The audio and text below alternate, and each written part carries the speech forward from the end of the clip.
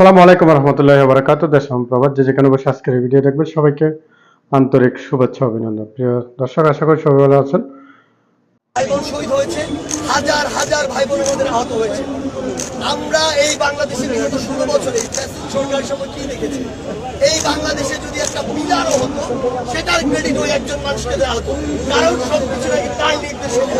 তাহলে এই যে বিগত 1.5 মাসে বাংলাদেশে যতগুলো হত্যা হয়েছে, বাংলাদেশে যতগুলো খুন হয়েছে, সেগুলোর হুকুম আসলে কোথা থেকে এসেছে আমরা জানি। এই প্রত্যেকটি হুকুম বাংলাদেশের যত বাহিনী ছিল, পুলিশ থেকে শুরু করে যাদেরকে এই হুকুম দেওয়া হয়েছে, সেগুলো ওই খুনি হাসিনার কাছে থেকে এসেছে। তাই জায়গা থেকে স্পষ্ট কথাটি হচ্ছে যে আমরা ওই খুনি হাসিনার বিচার চাই, এবং সেই বিচারটি নিয়ে তার মতো যেন সে তার আমলে যতগুলো বিচার করেছে, অসংখ্য বিচার করেছে রাজনৈতিক উদ্দেশ্য প্রণোদিত ভাবে, অসংখ্য বিচার করেছে তার হিংসার বশবর্তী হয়ে, অসংখ্য বিচার করেছে প্রতিহিংসার বশবর্তী হয়ে, সেই জায়গা থেকে তার মতো প্রহসনের বিচার এই বাংলাদেশ আমরা করতে চাই না। আমরা তার মতো ওই কোর্টকে, ওই হাইকোর্ট থেকে শুরু করে সুপ্রিম কোর্টকে আমরা আমাদের জায়গা থেকে তার মতো ইচ্ছা মতো ব্যবহার করতে চাই না। আমাদের জায়গাটি হচ্ছে আমরা এমন একটি আন্তর্জাতিক মানের বিচার নিশ্চিত করব, যেটি পুরো বাংলাদেশের মানুষ নয়, পুরো পৃথিবীর মানুষ যেটি নিয়ে প্রশ্ন না করতে পারে। সেই জায়গা থেকে আমাদের দাবিটি হচ্ছে আন্তর্জাতিক অপরাধ ট্রাইব্যুনালের কাছে। আমরা তাদের কাছে কেন করছি? আমরা চাই পুরো বিশ্ব দেখুক সে কতবার একজন খুনি ছিল, কিভাবে এই দেশের মানুষকে শুধুমাত্র ক্ষমতায় বসে থাকার জন্য খুন করেছে। সেই জায়গা থেকে আমরা একটি বিশ্বব্যাপী একটি গ্রহণযোগ্য বিচার নিশ্চিত করার জন্য আন্তর্জাতিক মাধ্যমের বিচারটি করতে চাই। এখন 1971 সাল নয়, 1990 সাল নয়, 2024 সালে দাঁড়িয়ে কে কি বলছে, কে কি করছে, কার উদ্দেশ্য কি, বাংলাদেশের প্রত্যন্ত অঞ্চলের একটি মানুষের সেটি জানে। সে যে ক্ষমতায় থাকার জন্য আরো 10, 20, 50 হাজার মানুষের লাশ ফেলার জন্য প্রস্তুত ছিল, সেটি বাংলাদেশের প্রত্যেকটি এতটাই ক্ষমতা পিপাসু হয়ে গিয়েছিল যে আর্মি, নেভি, এয়ারফোর্সকে পর্যন্ত হুমকি দিয়েছিল যেন যে কোনো উপায় তাকে ক্ষমতায় টিকিয়ে রাখা হয়। এর জন্য বাংলাদেশের মানুষের ওই গণঅভ্যুত্থানে গুলি চালানোর জন্য সে ছিল। আজকে ওই তিন বাহিনী যদি তাদের ওই কথাগুলো, তার ওই কথাগুলোর এগেনস্টে না দাঁড়াতো, হয়তো বাংলাদেশে অনেক বড় একটি বিভীষিকা হতে পারত। কিন্তু দিন শেষে আসলে এই যে গণঅভ্যুত্থানটি হয়েছে, এই যে বাংলাদেশের নতুন স্বাধীনতা এসেছে, এটি আসলে রক্ষা করেছে দেশের জনগণ। সেদিন ঢাকা শহরের প্রত্যেকটি প্রান্ত থেকে যদি লক্ষ লক্ষ মানুষ রাস্তায় না নামতো, এই সংখ্যাটা যদি হাজারে হতো, ওই খুনি হাসিনা ওই বিভিন্ন ফোর্সকে বাধ্য করতো যেন গুলি চালানো হয়। সে যখন বীরু কাপুরুষ চোরের মতো, খুনির মতো দেশ ছেড়ে পালিয়েছে, তখন তার তো আর কিছু বলার নেই। সেই জায়গা থেকে নিজের মুখ বাঁচানোর জন্য এসব নোংরা কথা সে বলছে। কিন্তু আমরা স্পষ্ট করে বলে দিতে চাই, বাংলাদেশের মানুষ এখন আর শিশু নয়। বাংলাদেশের ওই গ্রামের মানুষ এখন যা বুঝাবেন তাই বুঝবে, এই দিন আর নেই। বাংলাদেশের মানুষ জানে আপনি নিজে ক্ষমতায় টিকে থাকার জন্য 16 বছরে যেমন হাজার হাজার খুন গুম লাশ ফেলেছেন, ঠিক তেমনি এই 5ই আগস্টেও আপনি হাজার হাজার মানুষের জীবন নেওয়ার জন্য প্রস্তুত ছিলেন। আমরা আবু সাঈদের হত্যার সহ সমস্ত হত্যাকাণ্ডের বিচার চাই। যারা হত্যায় সরাসরি যুক্ত হয়েছেন আর সর্বোচ্চ পদে থেকে যারা এই হত্যাকাণ্ডের আদেশ দিয়েছেন, হুকুম দিয়েছেন, প্রত্যেককে বিচারের আওতায় আনতে হবে।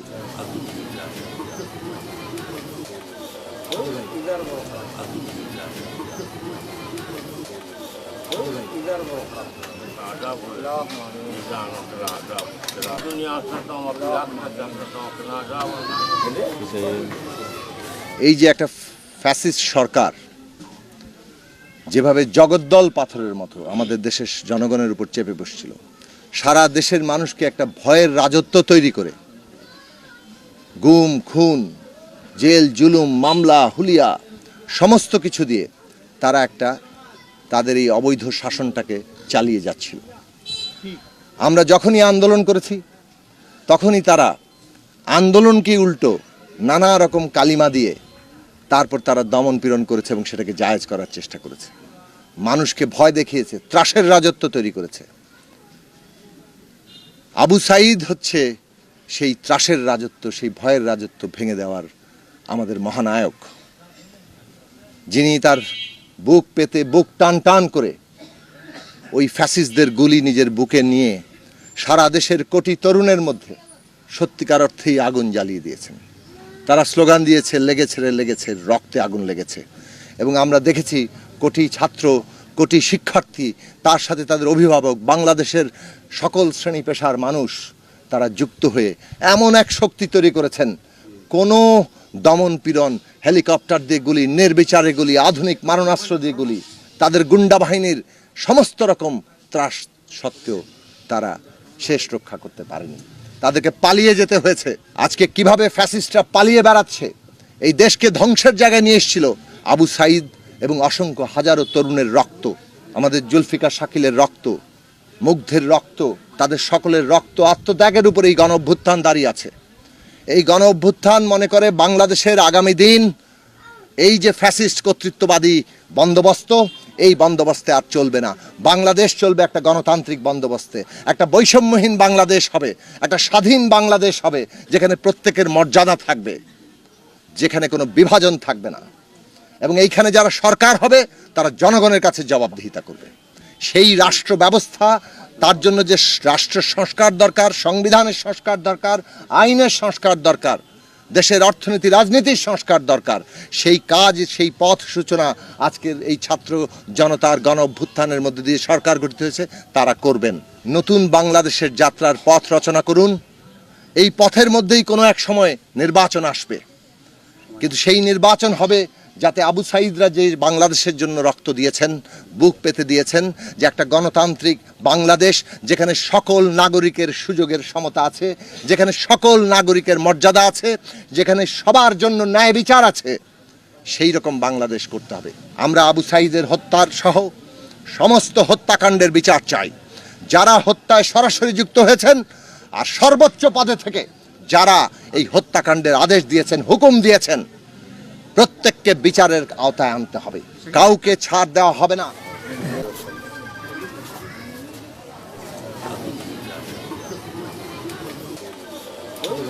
বাংলাদেশের নির্বাচন নিয়ে যখন মানুষের কাছে সেখানে আবেদন না করে মোদির কাছে যেখানে আবেদন করে, সেখানে আমাদের সার্বভৌমত্বটি প্রশ্নবিদ্ধ হয়। আপনাদের নৌকা অনেক আগে ফুটা হয়ে গিয়েছে, বইটা দিয়ে নৌকার পাটাতন আপনাদের নাই, সুতরাং বইটা খুঁজে লাভ নাই। মোদির বইটা দিয়ে বাংলাদেশের নৌকা চালাবেন, এই আশা আপনারা আর করে। দেখুন, এই যে বিপ্লবকে ঘিরে যে ছাত্র নাগরিকের অংশগ্রহণে যে গণ অভ্যুত্থানটি হয়েছে, গণজাগরণটি হয়েছে, যে রিভাইভাল বা রিভার্ট বা আপনাকে নতুন রেনেসান্সের মধ্যে প্রবেশ করেছে, সেটিকে আমরা দেখেছি দেশীয় এবং আন্তর্জাতিক সম্প্রদায় বিভিন্ন প্রপাগান্ডা এখানে ছড়াচ্ছে এবং রাজনৈতিক দ্বন্দ্বকে তারা সাম্প্রদায়িক দ্বন্দ্ব হিসেবে তারা আন্তর্জাতিক গণমাধ্যমে উপস্থাপন করার চেষ্টা করা হচ্ছে। আমরা দেখেছি যেখানে অতীতের অনেক ঘটনা যেগুলো হচ্ছে রাজনৈতিক মতপার্থক্যের কারণে ঘটেছে, সেগুলোকে সাম্প্রদায়িক দ্বন্দ্ব হিসেবে সেসব ভারতীয় গণমাধ্যমে সেগুলো উপস্থাপন করা হচ্ছে। কারণ আমরা দেখেছি গতবারের ফ্যাসিস্ট আওয়ামী লীগ সরকার ভারতকে এক ধরনের হিস্সা দিয়ে বাংলাদেশে তারা গভর্নমেন্ট প্রতিষ্ঠিত করেছে, যেটি আমরা দেখেছি জয়ের বক্তব্যে স্পষ্ট হয়। তারা গণবিমুখ হয়ে, তারা হচ্ছে মানুষ বিমুখ হয়ে, তারা হচ্ছে মুদিমুখী হয়েছে, অর্থাৎ তারা মানুষ থেকে মুখ ফুরিয়ে তারা মোদির উপরে নির্ভর করছে তারা ক্ষমতায় আসার জন্য। এই কারণে আমরা ওয়াজেদকে শুনতে পাই, আমরা দেখছি যে সচিব ওয়াজেদ বলছে যে উনি মোদিকে রিকোয়েস্ট করছে যে যেন দ্রুততম সময়ের জন্য নির্বাচনের ব্যবস্থা করে। চিন্তা করেন, মানুষ থেকে ওনারা কতটা বিচ্ছিন্ন, ছাত্র থেকে ওনারা কতটা বিচ্ছিন্ন, জনতা থেকে ওনারা কতটা বিচ্ছিন্ন, যে ওনারা মোদিকে রিকোয়েস্ট করতে হয় যে আগামী নির্বাচন করে দেওয়ার জন্য। অর্থাৎ এটা থেকে প্রমাণ হয় যে 2009 সালের যে ইলেকশন, 14 সালের যে ইলেকশন, 18 সালের যে ইলেকশন এবং পরবর্তীতে যে 24 সালের যে ইলেকশন, সেই ইলেকশনগুলো যে প্রশ্নবিদ্ধ ছিল এবং মোদির উপরে যে দেশটাকে টেন্ডার দিয়ে, মোদি হচ্ছে একটি আদর্শ, এই আদর্শের উপরে যে দেশটা টেন্ডার দিয়ে এতদিন পর্যন্ত চালিয়েছে, সেটি তখন প্রমাণিত হয়। সুতরাং এগুলো হচ্ছে বাংলাদেশকে বিতর্কিত করার জন্য। আমাদের যে সাম্প্রদায়িক সম্প্রীতিটি রয়েছে, বাংলাদেশে সবসময় সাম্প্রদায়িক সম্প্রীতি রয়েছে, এই সাম্প্রদায়িক সম্প্রীতিকে প্রশ্ন করার জন্য আমরা দেখেছি আওয়ামী ফ্যাসিস্ট যে সরকার, তারা এখন দেশে বিদেশে প্রপাগান্ডা ছড়াচ্ছে। আমরা দেখেছি গত এই 16 বছরে হাজার হাজার কোটি টাকা তারা বিদেশে পাচার করেছে। আমি গতকালকে একটা হিসাবে দেখেছি, মাত্র এর 5% টাকা যদি তারা এই প্রপাগান্ডার মধ্যে খরচ করে তাহলেও বাংলাদেশকে ধ্বংস করে দেওয়া যায়। তাদের এত টাকা বিদেশে পাচার করেছে, সুতরাং এগুলো দিয়ে আসলে বেসিক্যালি তারা প্রপাগান্ডা চালিয়ে যাচ্ছে। যে প্রপাগান্ডাগুলোকে ছাত্র নাগরিক সম্প্রীতির মধ্য দিয়ে সেই প্রপাগান্ডাগুলোকে নস্যাৎ করে দিয়েছে। বাংলাদেশের নির্বাচন নিয়ে যখন মানুষের কাছে সেখানে আবেদন না করে মোদির কাছে যেখানে আবেদন করে সেখানে আমাদের সার্বভৌমত্বটি প্রশ্নবিদ্ধ হয়। সুতরাং আমরা স্পষ্ট করে দিতে চাই, এই যে ইউএসএ তে বসে আপনি দেশের বিষয়ে সিদ্ধান্ত নেওয়ার আপনার কোনো ধরনের অধিকার নাই। আপনাদের নৌকা অনেক আগে ফুটা হয়ে গিয়েছে, দিয়ে নৌকার পাটাতন আপনাদের নাই। সুতরাং বইটা খুঁজে লাভ নাই, মুদির বইটা দিয়ে বাংলাদেশের নৌকা চালাবেন এই আশা আপনারা আর করেন না। 5 আগস্ট প্রধানমন্ত্রীর পদ ছেড়ে শেখ হাসিনা ভারতে পালানোর পর বাংলাদেশ ঘিরে থাকা বৃহৎ প্রতিবেশীর গণমাধ্যম আর কেন্দ্রীয় সরকারের তৎপর ভূমিকা চোখে পড়ার মতো। গুরুত্বপূর্ণ মন্ত্রীদের সাথে জরুরি বৈঠকও করেন ভারতের প্রধানমন্ত্রী নরেন্দ্র মোদী, যদিও এতদিন এ বিষয়ে সরাসরি কথা বলেননি। এবারই প্রথম জনসম্মুখে বাংলাদেশ প্রসঙ্গে কথা বললেন শেখ হাসিনার দীর্ঘদিনের পরীক্ষিত মিত্র নরেন্দ্র মোদী। ভারতের ৭৮তম স্বাধীনতা দিবসের আয়োজনে জাতীয় বিভিন্ন ইস্যুতে কথা বলার ফাঁকে টেনে আনেন বাংলাদেশ প্রসঙ্গ। দৃষ্টি আকর্ষণ করেন বাংলাদেশে হিন্দু নির্যাতনের অভিযোগের দিকে। বলেন, প্রতিবেশী দেশ হওয়ায় সংখ্যালঘু নির্যাতন নিয়ে উদ্বেগ অযৌক্তিক নয়। এই বিষয়ে কার্যকর পদক্ষেপ নিতে বাংলাদেশে সদ্য দায়িত্ব নেওয়া অন্তর্বর্তী সরকারের প্রধান উপদেষ্টা ডক্টর মোহাম্মদ ইউনূসের প্রতি আহ্বান জানান তিনি। বলেন, বিষয়টি নিয়ে উদ্বিগ্ন ১৪০ কোটি ভারতবাসী। বাংলাদেশে যা কিছু হয়েছে সেটা নিয়ে প্রতিবেশী দেশ হিসেবে যে চিন্তা হচ্ছে তা আমি বুঝতে পারছি। আশা করছি সেখানে শিগগিরই পরিস্থিতি স্বাভাবিক হয়ে উঠবে। বিশেষ করে সেখানকার হিন্দু এবং সংখ্যালঘু সম্প্রদায়ের মানুষের সুরক্ষা যেন সুনিশ্চিত হয়, সেটা চাইছেন ১৪০ কোটি দেশবাসী। ভারত সবসময় চায় প্রতিবেশী দেশের সুখ শান্তি যেন নিশ্চিত হয়। 140 करोड़ देशवासियों की चिंता। বাংলাদেশের ছাত্র জনতার আন্দোলনে শেখ হাসিনার পতনের পেছনে নানা ষড়যন্ত্র তত্ত্বে পাকিস্তানের গোয়েন্দা সংস্থা আইএসআই, জঙ্গি আর যুক্তরাষ্ট্রের জড়িত থাকার গুঞ্জন ডালপালা বিস্তার করেছে। এই গুঞ্জনের পেছনে অনেকাংশেই ভূমিকা রাখা ভারতকে সাথে নিয়েই বাংলাদেশে পরিস্থিতি স্বাভাবিক করার চেষ্টা করা হবে বলে বার্তা দিয়েছে মার্কিন পররাষ্ট্র দপ্তর। বুধবার নিয়মিত ব্রিফিংয়ে এই বার্তা দেন পররাষ্ট্র দপ্তরের প্রধান উপমুখপাত্র বেদান্ত প্যাটেল। বাংলাদেশের সাম্প্রতিক ঘটনা নিয়ে আলোচনা করার জন্য আমরা আমাদের ভারতীয় অংশীদারদের পাশাপাশি এই অঞ্চলের অন্যান্য দেশের সাথে যোগাযোগ করেছি। আমি ব্যক্তিগত কূটনৈতিক আলোচনায় যাচ্ছি না, তবে আমরা বাংলাদেশের সহিংসতার অবসানের পাশাপাশি জবাবদিহিতা এবং আইনের শাসনের প্রতি শ্রদ্ধার জন্য চাপ অব্যাহত রেখেছি। নিরাপত্তা পুনরুদ্ধার এবং সংখ্যালঘু সম্প্রদায়ের সদস্যদের সুরক্ষায় নতুন সরকারের লক্ষ্যকে আমরা স্বাগত জানাই। বাংলাদেশের সাম্প্রতিক সহিংসতার অবসানে নিরাপত্তা পুনরুদ্ধার ও সংখ্যালঘু সম্প্রদায়ের নিরাপত্তা নিশ্চিতের জন্য ডক্টর ইউনূসের নেওয়া তড়িৎ পদক্ষেপকে স্বাগত জানিয়েছে মার্কিন পররাষ্ট্র দপ্তর। আগের দিনের ব্রিফিংয়ে বাংলাদেশের গণবিক্ষোভ ও সরকার পতনের পেছনে যুক্তরাষ্ট্রের জড়িত থাকা নিয়ে শেখ হাসিনার অভিযোগকে হাস্যকর ও মিথ্যা বলেছিলেন এই Vedanta Patel. Mehrab Hussain Khan, Bangla vision, news desk. আমি জানতাম যে আমাকে মেরে ফেলা হবে এবং তারা মেরে ফেলার জন্য আমাকে ওখান থেকে সরিয়ে নিয়েছিল। কারণ কি, যখন আমি দেখলাম যে আমার রুমে সালাউদ্দিন ভাইকেও নেওয়া হয়েছিল এবং উনার মতো রিনাউন্ড পার্সনকে টর্চার করা হচ্ছে, উনি চিৎকার করছে, আমি নিজে শুনেছি। তো এটা উনি 10ই মার্চ আমার রুমে, আমি যে রুমে ছিলাম সেই রুমে রাখা হয়েছিল। তখন আমি তো ভাবছি যে আমাকে তো মেরে ফেলাই হবে। তো আমার ইচ্ছে ছিল যে আমাকে মেরে ফেলার আগে যেন আমাকে 10 মিনিট শুইতে দেওয়া হয়। মানে শুয়ে থাকাটা, এটা আপনারা সবাই শুয়ে থাকেন, বুঝেন না এটা আল্লাহর কত বড় নেয়ামত। এই শুয়ে থাকা যে কত বড় নেয়ামত আমি ওখানে বুঝেছি। আমি মানে মনে মনে ভাবতাম যে আমাকে মেরে ফেললেও যেন আমাকে একটু শুইতে দেয়। এবং আমি একজনকে কানে কানে ওখানে বলেছিলাম যে ভাই আমাকে একটু কোমরটা সোজা করতে দেওয়া হবে, একটু আমি শুইতে পারবো। শুইতে দেওয়া হয়নি। 6 মাস 3 দিনের মধ্যে শোয়া কী জিনিস আমি জানি না। আর বাকি 2 মাস যখন ছিলাম ওখানে টয়লেটের মধ্যে রাখা হয়েছিল, 1 মগ পানি দেওয়া হতো। এখন এটা দিয়ে আপনি খান বা অজু করেন বা টয়লেট সারেন, যা করেন। আমি 46 দিন পর আমাকে একবার গোসল করতে দেওয়া হয়েছিল। আমার শার্টের উপর থেকে ময়লা আসতো, আর বাথরুম একবার, আর সার্বক্ষণিকই ওখানে যারা আছেন আরও তো গুম হয়েছেন, সবাই জানে চোখ 1 সেকেন্ডের জন্য খুললে না এবং হাত পিছনে বাঁধা। আপনি কোথা থেকে ছিলেন ওই সময়, র্যাবের হেডকোয়ার্টারে নাকি? আমাকে ওখানে বলা হয়েছিল যে, আমি জিজ্ঞাসা করি ভাই এটা কোথায় আমাকে একটু বলেন। 2-1 তো ছিল যাদের মধ্যে তো মনুষ্যত্ববোধ ছিল, তারা বলেছিল যে এটা র্যাব 1। যেরকম আমি রাজশাহীতে যখন যাই তখন আমি ওখানে জিজ্ঞেস করি, কারণ ওই আমার আশেপাশে মানে 1-2 করে নিয়ে যাওয়া হতো, মেরে ফেলা হতো। এটা রাত 2-3টার দিকে ধরে নিয়ে যাওয়া মানে ও শেষ। তো পরের দিন সকালে আমি বলতাম ভাই আমার বাম দিকে যে একটা লোক ছিল উনি যে কাশতেন কালকে রাতে নিয়ে গেল, কি হয়েছে ওনার? শেষ শেষ শেষ। হ্যাঁ, এরপর হয়তো ডানে, তারপর হয়তো পিছনে, এইভাবে শেষ। তো আমি আমার নাম্বারের অপেক্ষা করতেছিলাম, অপেক্ষা করছিলাম কবে আমাকে না জানি মেরে ফেলা হয়।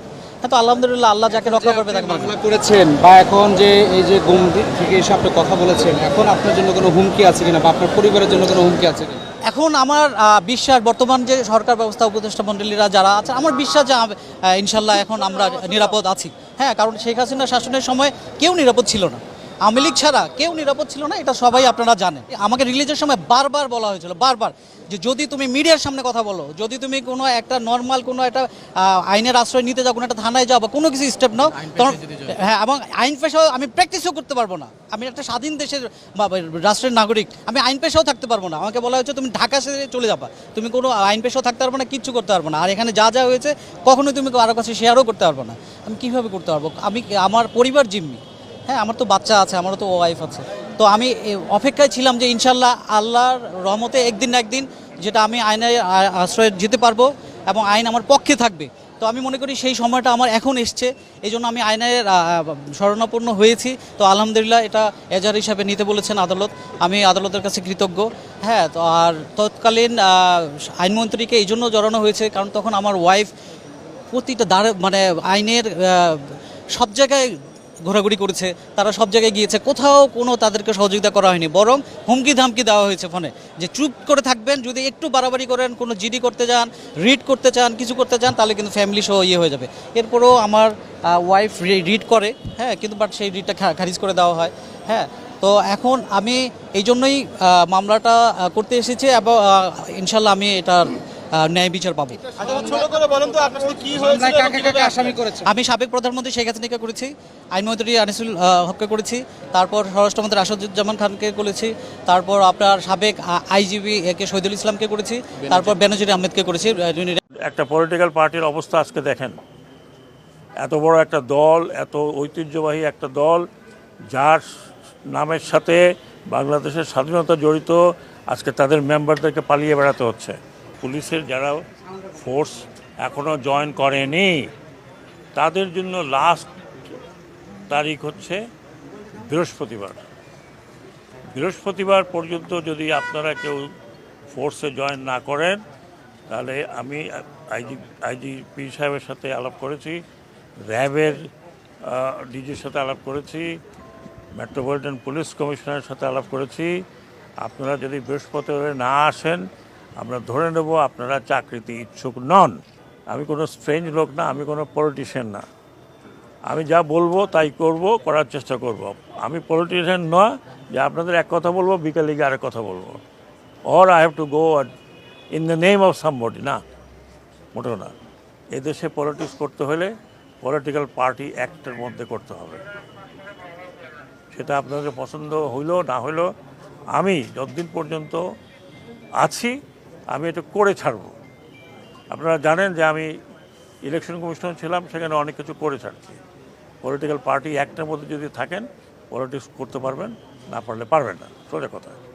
এই রকম মানে আপনারা ডিকটেটোরিয়াল জায়গায় চলে যাবেন, সেটা হবে না। আরেকটি মেসেজ আমি দিচ্ছি সব পলিটিক্যাল পার্টির জন্য। দেখুন, একটা পলিটিক্যাল পার্টির অবস্থা আজকে দেখেন, এত বড় একটা দল, এত ঐতিহ্যবাহী একটা দল, যার নামের সাথে বাংলাদেশের স্বাধীনতা জড়িত, আজকে তাদের মেম্বারদেরকে পালিয়ে বেড়াতে হচ্ছে। তাদের জায়গায় যদি আপনি মনে করেন যে আমি আসলাম দখল করব, বাজার দখল করব, ঘাট দখল করব, এটা দখল করব, চাঁদাবাজি করব, কিছুদিন করেন, কিন্তু আমি সেনা প্রধানকে বলেছি, রিকোয়েস্ট করেছি, পা ভেঙে যেতে আপনাদের। I don't care, you go to hell. চাঁদাবাজি করবেন, আমি শুনেছি কাউরান বাজারে গিয়ে চাঁদাবাজি করেন, কিছুক্ষণ আগে শুনছি যে একটা ব্যাংকের মধ্যে দখল নেওয়ার জন্য মারামারি হয়েছে। কিছুটা পিরিয়ড এখন আছে, করেন, কিন্তু আমার কানে আসলে ভালো হবে না ভাই। আমি পাবলিকও না, আমি পলিটিশিয়ানও না, আমার ব্যাকগ্রাউন্ড হচ্ছে ফৌজি মানুষ। যা বলবো তাই করব। তার মধ্যে আমি এখানে একদিন থাকি আর 3 দিন থাকি, 10 দিন আছি। আর চাঁদাবাজি করবেন যেই পার্টি হোক, সেই পার্টিকে আমি বারবার বলছি যে চাঁদাবাজি করবেন না, মানুষের দুর্ভোগ পাবেন না। তাহলে আমি জনগণকে বলবো যে আপনাদেরকে পিটাই দিতে, যারা চাঁদাবাজি করবে। আর যারা চাঁদাবাজি করবে তাদেরকে ওখানেই ধরেন, পিটাবেন না, ওখানেই ধরেন। কি করা লাগে সেটা আমরা করব। ল অ্যান্ড অর্ডারটা নিয়ে আসেন। এ দেশ এভাবে চলতে পারে না, এ দেশ আরেক দিকে যেতে পারে না। এটা কাউকে আমরা লিজ দিতে পারি না। আপনাদের পূর্বপুরুষরা এখানে 30 লক্ষ লোক রক্ত দিয়েছে, 2 লক্ষ মা বোন তারা ইজ্জত দিয়েছে। আপনাদের লজ্জা করে না? এরপরে এই বাচ্চা ছেলেপেলেরা আপনাদের জন্য এই একটা উন্মুক্ত পরিবেশ করে দিয়েছে। আপনাদের লজ্জা করে না? আপনারা তাদের রক্তের উপরে পলিটিক্স করবেন আর চাঁদাবাজি করবেন? Don't do it. আমি ওয়ার্নিং দিচ্ছি, প্লিজ ডোন্ট ডু ইট। আমাকে এমন কিছু করবেন না যে আমাকে আপনারা গালাগালি করেন। আমাকে গালাগালি করেন, আই ডোন্ট মাইন্ড। চাঁদাবাজি করবেন, দখল করবেন, আমি পলিটিক্যাল পার্টিদেরকে বিনীত অনুরোধ করছি, আপনারা আপনাদের লোক সামলান। আর না হলে দেখেছেন তো আপনাদের চোখের সামনে, উপর থেকে পড়তে বেশি সময় লাগে না। আপনি পলিটিক্যাল পার্টি করবেন বাংলাদেশে, আপনাকে রেজিস্টার করতে হবে। আপনি পলিটিক্যাল পার্টি করবেন, ওইর মধ্যে যা আছে, আপনি স্টক মার্কেটে যখন যান তখন রেজিস্ট্রেশন করেন না, আপনি কোম্পানি যখন খোলেন তখন রেজিস্ট্রেশন করেন না। পলিটিক্যাল পার্টি আপনি ইচ্ছে হলে আপনি পলিটিক্যাল পার্টি করলেন আর চাঁদাবাজি শুরু করে দেন, it will not happen, no more. Already আমরা অনেক রক্ত দিয়েছি, আমরা প্রায় 1000 লোক রক্ত দিয়েছি, পুলিশের রক্ত গিয়েছে। You have to pay for the price. আর চাটুকারি, মাই গড, এ দেশটা চাটুকারে ভরে গেছে। আমি একটু আগে বলে আসছিলাম যে মিডিয়া পর্যন্ত আমি চাটুকারি দেখছি, এটা রিপিট করতে চাই না। এই দেশ আপনাদের, মিডিয়ার দেশ। আপনারা যদি আপনাদের যে কর্তব্য সেটাকে যদি আপনারা যদি ইউজ না করেন, কর্তব্যটা যদি ঠিকমতো পালন না করেন, ভাই আমাদের পক্ষে মুষ্টিমেয় লোকের আমরা কোনো রকমের সহিংসতাতে যাব না। আমরা নতুন বাংলাদেশ তৈরি করব, আমরা আইনের বাংলাদেশ তৈরি করব, আমরা সুবিচারের বাংলাদেশ তৈরি করব, আমরা সভ্যতার বাংলাদেশ তৈরি করব। গুজবে কান দিবেন না, যেমন তেমনি গুজব ভেবে সবকিছু উড়িয়ে দিবেন না। কারণ অসভ্য কোনো ধর্ম দেখে না, অসভ্য হয়। এরা কোনো ধর্ম, এরা কোনো বর্ণ জাতিতে না, এরা এরকমই, ওদের ওই টাইটেল ওইটাই। আমরা সবাই জানি যে সন্ত্রাসের সহিংসতা কোন পর্যন্ত যেতে পারে বাংলাদেশে। আমরা এখানে কারোর সাথে কোনো সহিংসতা করতে আসিনি। আমরা কারোর সাথে, আমরা আবারও বলছি, আমরা কোনো দলের সাথে এখানে সহিংসতা করতে আসিনি। আমরা আমাদের মানুষের, আমরা যে আন্দোলন শুরু করছি সেটা যাতে সুষ্ঠুভাবে আমাদের সবাই সেফটি থাকে, জনগণের সেফটি থাকে। আমরা স্টুডেন্ট, সর্বস্তরের জনগণ এখানে তার জন্য নেমে আসছে, যাতে কোনো রকম কোনো সন্ত্রাসী আমাদের বাসায় থাকার সুযোগ না নিতে পারে। সুযোগ পেয়ে যেন তারা আমাদের উপরে আক্রমণ করতে না পারে, আমরা তার জন্য এখানে এসেছি। আমাদের সামনে আমরা কাউকে আঘাত করব না, আমরা কাউকে কিছু করবো না। আমরা জাস্ট আমাদের অবস্থানে দাঁড়িয়ে আমরা জানাচ্ছি আমরা আছি, আমরা থাকবো যতদিন না আমরা ছিলাম, আমরা এখনো আছি। আপনারা আমাদেরকে দমায় রাখতে পারবেন না। আপনারা আমাদের উপর আক্রমণের যদি কোনো রকমের প্ল্যান থাকে আপনারা এটা ফেলে দেন, আপনারা পাল্টা জবাব সব সময় পাবেন। কারণ আমরা রাজপথে আছি যতদিন না সন্ত্রাস নির্মূল হবে, যতদিন না স্বৈরাচার নির্মূল হবে, সন্ত্রাস নির্মূল হবে, অবিচার নির্মূল হবে, বৈষম্য নির্মূল হবে এই দেশ থেকে, সকল ধরনের সহিংসতা নির্মূল হবে। ছাত্র সমাজ, ছাত্র জনতা সবাই আমরা রাজপথে আছি। যখন চাইবো, যখন লাগবে তখন আমরা রাজপথে আছি। আমরা এই দেশ আমরা সংস্কার করেই ছাড়বো। আমরাই নতুন বাংলাদেশ। আপনারা সবাই আপনাদের অ্যাজ এ স্টুডেন্ট আপনাদের সবার কাছে, মিডিয়ার কাছে রিকোয়েস্ট, প্লিজ আপনারা মানুষকে সহিংসতা থেকে দূরে রাখুন। আমাদের জনগণের কাছে অ্যাজ এ স্টুডেন্ট আমরা অনেক কষ্ট করেছি, আমাদের ভাই ব্রাদার অনেক হারিয়েছি। আমরা চাই না আমরা রাগের মাথায় এমন কোনো ডিসিশন নেই যেটার কারণে আমরা ওদের মতো হয়ে যাই। আমরা চাই এরকমভাবে আমরা বিচারের আওতায় আনতে চাই সবাইকে। ওরা যা করছে আমাদের সাথে কোনো বিচার নাই, যেভাবে ইচ্ছা আমাদেরকে মামলা দিছে, মেরে ফেলছে নিজেদের ইচ্ছা মতো, যেন আমরা কোনো পিঁপড়া আমরা আমাদের পায়ের তলায় মিলে পিষে ফেলা যায়। আমরা ওটা ওনাদের করবো না।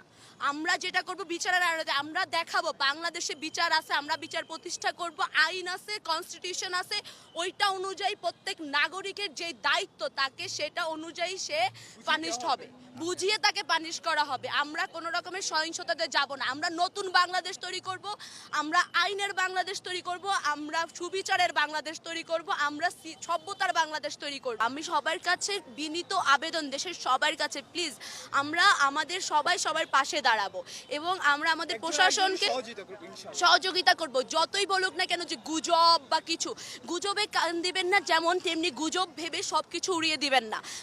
আপনার পাশের প্রতিবেশী সে হিন্দু, মুসলমান, বৌদ্ধ যেই হোক না কেন, কারণ অসভ্য কোনো ধর্ম দেখে না, অসভ্য হয়, এটা হলো কথা।